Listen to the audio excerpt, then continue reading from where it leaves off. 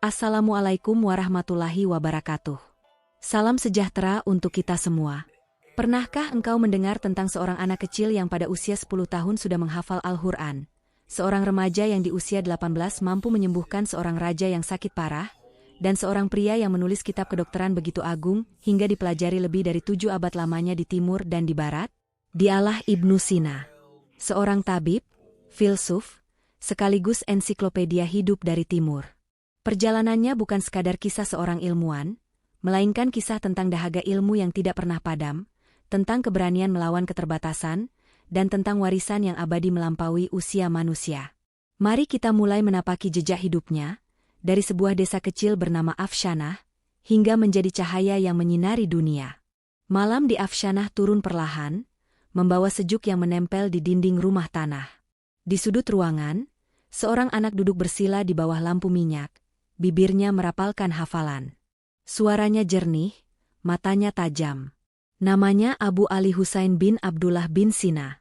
Usianya baru menginjak 10, namun ayat demi ayat Al-Quran mengalir dari lidahnya, seolah telah lama bersemayam di dadanya.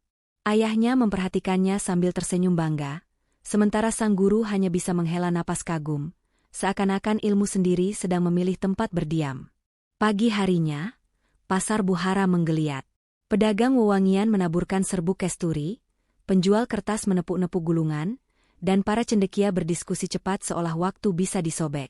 Ibnu Sina menyelinap di antara mereka, menatap deretan buku yang ditata seperti permata. Tangan kecilnya meraba sampul-sampul tebal, huruf-huruf yang asing namun memanggil. Ia memilih satu kitab logika, menimbang, lalu mengangguk, seakan ada janji diam-diam antara dirinya dan dunia pengetahuan yang tak berbatas. Siang merambat, pelajaran pun dimulai. Seorang guru menerangkan tentang bilangan dan bentuk. Ibnu Sina menyimak, lalu mengangkat tangan. Pertanyaan yang ia ajukan bukan untuk menantang, melainkan untuk menembus kabut.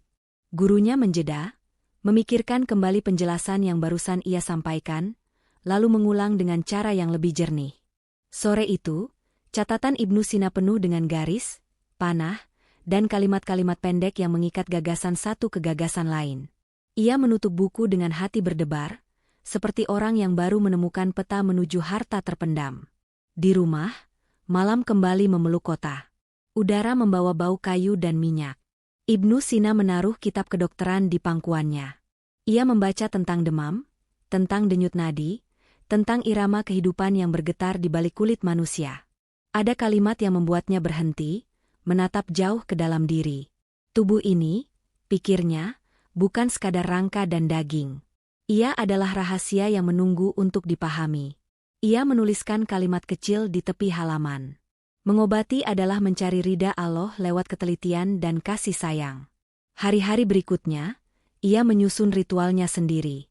Pagi untuk matematika, siang untuk logika, sore untuk filsafat, malam untuk kedokteran. Ketika mata mulai perih, ia berwudu, lalu kembali duduk. Di kepalanya lahir simpul-simpul pengertian yang saling terikat. Pertanyaan tentang jiwa mengetuk dari kamar filsafat. Jawaban tentang gejala penyakit berbisik dari kamar kedokteran. Semuanya seperti lorong-lorong yang menuju satu cahaya yang sama. Ia merasakan dorongan aneh, lembut namun kuat, yang menuntunnya agar tidak menyerah pada rasa lelah. Suatu senja, hujan tipis membasuh halaman. Ayahnya pulang membawa kabar dari kota. Para ulama sedang memperbincangkan perpustakaan istana yang konon menyimpan kitab-kitab terlangka. Nama para filsuf Yunani disebut, nama para tabib besar didendangkan, dan semua itu terasa seperti seruan dari kejauhan. Ibnu Sina menunduk, memegang buku yang baru saja ia selesaikan.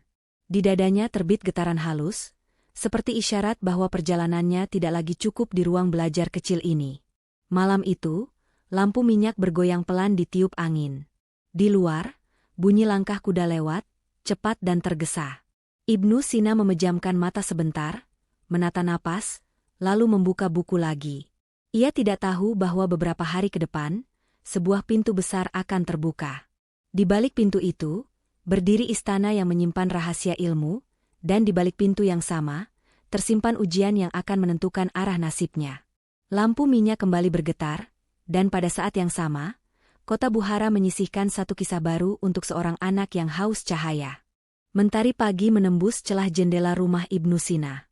Suasana Buhara hiruk-pikuk, suara penjual kuda, denting besi pandai besi, dan riuh anak-anak di jalan berpadu jadi musik kota. Namun di dalam kamar sempitnya, hanya ada keheningan dan derit pena yang berlari di atas kertas. Ibnu Sina tenggelam dalam huruf-huruf yang rumit, logika dan filsafat yang bahkan banyak orang dewasa tak sanggup menelannya. Malam sebelumnya ia memecahkan satu persoalan filsafat yang membuatnya gelisah berhari-hari. Tentang wujud, tentang ada dan tiada.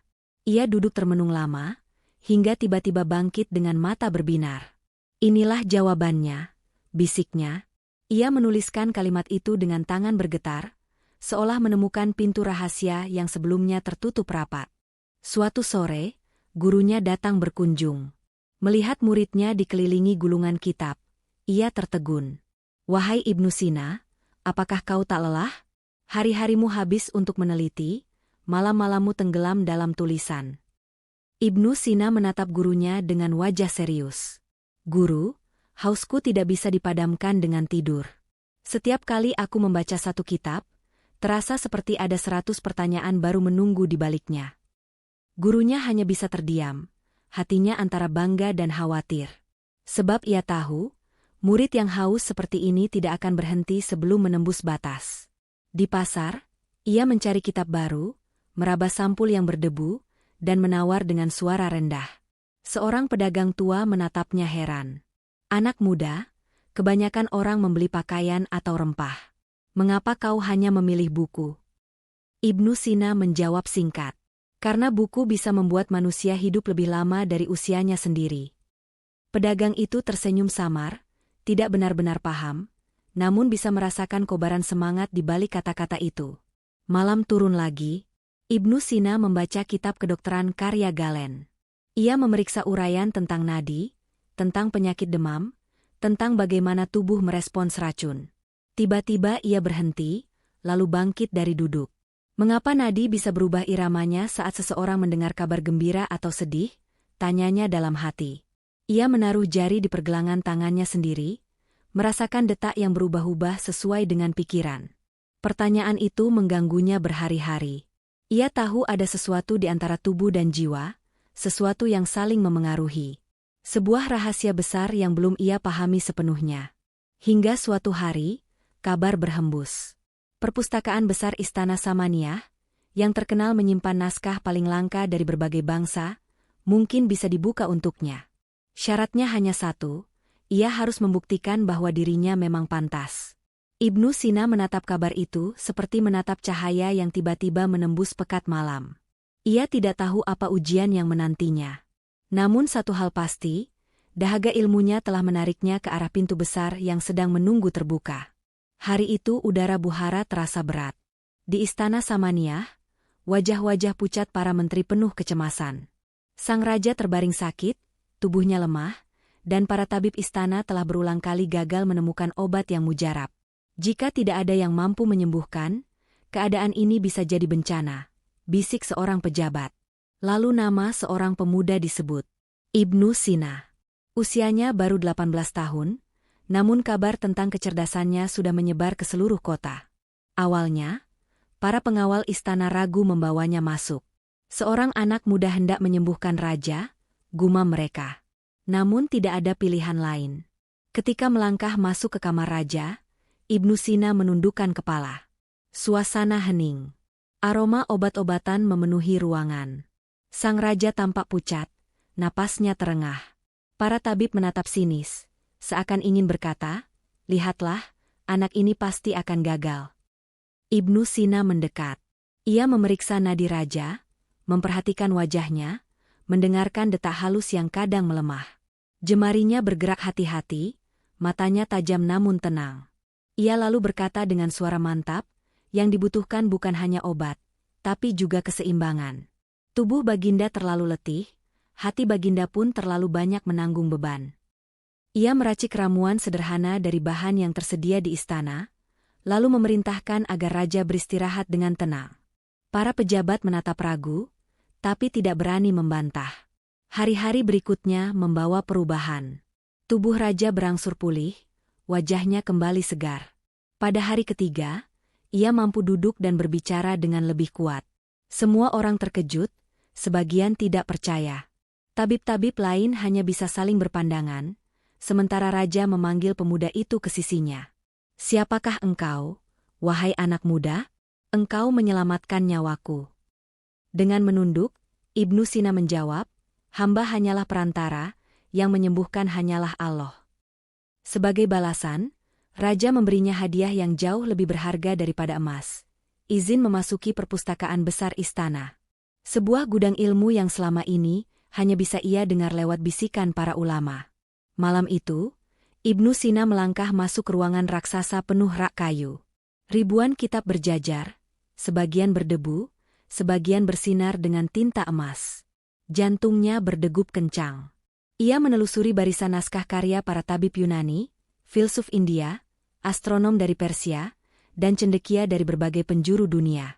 Tangannya berhenti pada sebuah kitab yang tebal, sampulnya retak dimakan waktu. Ia membuka lembar pertamanya, lalu tersenyum kecil. Di dadanya ia tahu, pintu yang sesungguhnya telah terbuka. Namun ia juga sadar, semakin dalam ia melangkah, semakin besar pula ujian yang menunggu di hadapan. Perpustakaan Istana Samaniyah bagaikan lautan yang tak bertepi. Malam demi malam, Ibnu Sina menenggelamkan diri di dalamnya. Ia membaca karya Hippocrates, menyerap pemikiran Galen, lalu membandingkannya dengan pengamatan pribadinya. Dari setiap halaman, lahirlah pertanyaan baru. Dari setiap jawaban, ia menemukan celah untuk memperbaiki.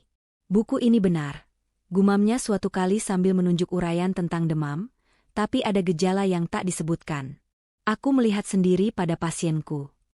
Ia pun menulis catatan di pinggir halaman, seakan berdialog langsung dengan penulis yang sudah lama wafat. Siang hari ia mengunjungi orang sakit, mencatat detak nadi mereka, warna kulit, cara mereka bernapas. Malamnya ia kembali ke kitab-kitab, menyatukan pengalaman dengan teori. Guratan-guratan pena memenuhi lembar kosong, perlahan menyusun kerangka besar yang kelak mengguncang dunia. Dalam kesendiriannya, ia berbisik, "Tubuh manusia adalah peta. Jika aku mampu membaca setiap jalurnya, maka aku bisa memahami rahasia ciptaan Allah." Tahun-tahun berlalu, catatan itu semakin tebal. Hingga akhirnya, ia merangkumnya dalam sebuah kitab agung, Al-Hanun fi Al-Tib. Kitab itu terdiri dari ribuan halaman, menjelaskan anatomi tubuh, penyakit, obat-obatan, hingga etika seorang tabib. Suatu malam, seorang muridnya bertanya dengan kagum, "Guru, apakah buku ini cukup untuk menjawab semua penyakit manusia?" Ibnu Sina menatap muridnya dengan mata letih namun berkilau. Tidak ada kitab yang bisa menjawab semua. Tetapi Al-Hanun adalah lentera. Ia akan menuntun mereka yang ingin mengerti. Sisanya, Allah yang menentukan. Kabar tentang kitab itu menyebar luas. Di Persia, di Baghdad, bahkan jauh di Eropa. Universitas-universitas menjadikannya pedoman. Mahasiswa kedokteran menyalin lembar demi lembar dengan tangan gemetar, seolah sedang menggenggam kunci kehidupan. Namun di balik kejayaan itu, Ibnu Sina tahu, perjalanannya belum berakhir. Sebab ia tidak hanya ingin memahami tubuh manusia, melainkan juga jiwa dan keberadaan. Pertanyaan yang lebih dalam telah menunggu, mengetuk pintu pikirannya, siap menyeretnya ke lorong filsafat yang lebih gelap dan lebih berbahaya. Malam di Bukhara begitu sunyi. Hanya lampu minyak yang bergoyang tertiup angin, menyisakan bayangan panjang di dinding kamar. Ibnu Sina duduk termenung, menatap lembar kosong di depannya. Kali ini bukan tentang demam, bukan tentang obat, melainkan tentang keberadaan. Tentang wujud. Tentang apa arti ada dan tiada. Ia menuliskan satu kalimat. Segala yang mungkin ada, bergantung pada sesuatu yang wajib ada. Kalimat itu bergetar di dadanya. Ia tahu, di balik setiap bintang yang bersinar, di balik setiap tubuh yang hidup lalu mati, ada satu sumber yang tak tergantung pada apapun. Dialah Allah, wajibul wujud, yang keberadaannya tidak bisa tidak. Seorang murid mendekat, wajahnya ragu. "Guru, banyak orang berkata jiwa akan mati bersama tubuh. Apakah itu benar?" Ibnu Sina menatapnya lama, lalu berkata tenang, "Tubuh hanyalah pakaian. Jiwa adalah cahaya. Ketika pakaian usang, cahaya tetap hidup. Murid itu terdiam, seakan menemukan kebenaran yang selama ini hanya samar-samar. Namun gagasan Ibnu Sina tidak selalu diterima dengan damai. Ada cendekia yang menuduhnya terlalu dekat dengan filsafat Yunani. Ada pula yang berkata ia terlalu berani memasuki wilayah yang seharusnya hanya milik para teolog. Suatu malam, ia duduk bersama seorang ulama. Perdebatan berlangsung sengit. "Wahai Ibnu Sina," ujar sang ulama, "apakah akal manusia sanggup menembus hakikat penciptaan?" Ibnu Sina menjawab, suaranya mantap, "Akal hanyalah alat, wahai sahabat. Namun Allah memberikan kita akal bukan untuk dibungkam, melainkan untuk digunakan. Selama akal berjalan dalam batas kebenaran, ia adalah jalan menuju pengenalan kepadanya." Kata-kata itu menggema. Bagi sebagian orang, ia adalah pelita. Bagi sebagian lain, ia adalah api yang bisa membakar. Dan sejak saat itu, Ibnu Sina mulai menyadari. Jalan yang ia pilih bukan hanya jalan ilmu, tapi juga jalan ujian. Sebab kebenaran selalu datang bersama resiko, dan keberanian berpikir seringkali menuntut harga yang mahal. Langit Persia berwarna kelabu ketika pasukan bersenjata memasuki kota. Ibnu Sina, yang saat itu menjadi penasihat dan tabib bagi penguasa, terseret dalam pusaran politik yang ia benci. Fitnah dan iri membuat namanya dicurigai. Malam itu, pintu rumahnya digedor keras. "Abu Ali Husain bin Abdullah bin Sina," teriak seorang prajurit, "atas perintah penguasa, engkau ditahan." Tanpa melawan, ia menyerahkan diri. Wajahnya tenang, meski hatinya perih. Di balik jeruji besi yang lembab, seorang penjaga menatapnya heran. Bagaimana mungkin seorang filsuf dan tabib besar kini hanya duduk di tanah dingin seperti ini? Ibnu Sina tersenyum tipis. "Penjara hanya mengikat tubuhku, bukan akalku. Selama ada kertas dan pena, aku masih merdeka." Ia benar-benar membuktikannya. Dari balik penjara, ia menulis karya-karya yang kelak menjadi rujukan. Malam-malam panjang ia habiskan dengan cahaya obor kecil, menulis dengan jari yang membeku, sementara dunia luar seakan melupakannya. Namun tak selamanya dinding penjara menahannya. Ada penguasa yang membebaskannya, ada pula yang kembali menahannya. Hidupnya berpindah-pindah, dari satu kota ke kota lain. Hamedan, Isfahan, hingga berbagai wilayah Persia. Di Isfahan, ia kembali mengajar.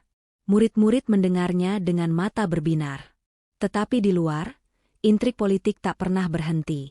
Sebagian penguasa ingin menjadikannya sekutu, sebagian lain menganggapnya ancaman. Suatu malam, seorang sahabat dekatnya berkata, "Guru, mengapa engkau tetap menulis, tetap mengajar, padahal hidupmu terancam?"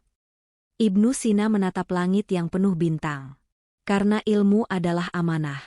Jika aku berhenti, maka cahaya itu padam. Lebih baik aku terus menyalakan pelita ini, meski angin selalu berusaha memadamkannya." Di balik ucapannya, ia tahu, hidupnya tidak akan pernah tenang. Tetapi setiap ujian hanya membuatnya semakin yakin. Warisan terbesar bukanlah kekuasaan, melainkan ilmu yang akan tetap hidup jauh setelah tubuhnya sirna. Hamedan, tahun 1037. Udara malam menusuk tulang. Ibnu Sina terbaring lemah di ranjang sederhana, tubuhnya digerogoti penyakit. Murid-murid setianya mengelilingi, wajah mereka pucat diterangi cahaya lampu minyak. Seorang murid mendekat, matanya berkaca. "Guru, apakah perjalananmu akan berakhir di sini?" Ibnu Sina menatapnya, senyumnya tenang. "Setiap tubuh akan berakhir. Tapi ilmu akan terus berjalan, menembus zaman, meski pemiliknya sudah tiada." Ia meminta air untuk berwudu, lalu duduk sebentar, menundukkan kepala. Bibirnya bergetar, doa mengalir lirih. Setelah itu, ia berbaring kembali. Nafasnya pendek, namun suaranya masih sempat berpesan. "Jangan biarkan pena berhenti. Teruslah mencari, teruslah menulis. Cahaya pengetahuan adalah warisan sejati, dan Allah akan menjaganya hingga akhir masa." Malam itu, Ibnu Sina menghembuskan nafas terakhirnya. Usianya 57 tahun. Suasana kamar diliputi keheningan, hanya isak murid-murid yang pecah. Namun di luar, Dunia seakan belum mengerti bahwa sebuah era baru sedang dimulai. Kitab Al-Hanun fi Al-Tib tetap berkelana, menembus perbatasan, sampai ke universitas-universitas Eropa. Filsafatnya tentang wujud dan jiwa disalin, diperdebatkan, lalu mengilhami pemikir besar berabad-abad setelahnya. Di jalan-jalan Isfahan, di pasar Bukhara, di ruang belajar Baghdad, namanya terus disebut. Dan dalam setiap lembar kitab yang lahir dari tangannya, ada jejak seorang manusia yang pernah hidup sebagai cahaya bagi dunia. Warisan itu abadi, meski tubuhnya telah kembali ke tanah. Ibnu Sina, sang ensiklopedia hidup dari timur, tak lagi bernafas, namun suaranya masih terdengar dalam setiap kata, dalam setiap ilmu yang ia tinggalkan. Dari perjalanan Ibnu Sina kita belajar bahwa dahaga ilmu tidak pernah boleh padam, meski raga sering diuji, meski jalan penuh rintangan. Ia membuktikan bahwa seorang manusia bisa hidup jauh lebih lama dari usianya sendiri, melalui ilmu yang ia tinggalkan. Semoga kisah ini menjadi pengingat bagi kita untuk terus mencari pengetahuan, menjaga cahaya dalam hati, dan membagikan kebaikan agar semakin banyak yang merasakannya. Sebab setiap cerita yang diwariskan akan menemukan jalannya, menyentuh hati mereka yang membutuhkan. Teruslah bersama kami dalam kisah-kisah berikutnya, agar cahaya dari masa lalu tetap hidup dalam langkah kita hari ini.